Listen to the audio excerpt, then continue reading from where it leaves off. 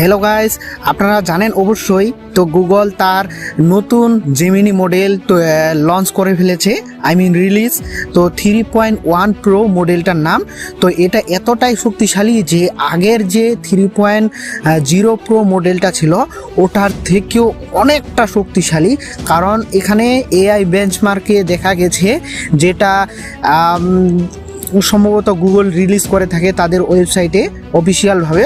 তো সেখানে দেখা গেছে যে এর রিজনিং মডেল পার্সেন্টেজ হচ্ছে 87, নতুনটার 3.1 প্রো, আর আগের কারটা ছিল হচ্ছে 50%। তাহলে কতটা শক্তিশালী হতে পারে তাহলে কল্পনা করে দেখেন।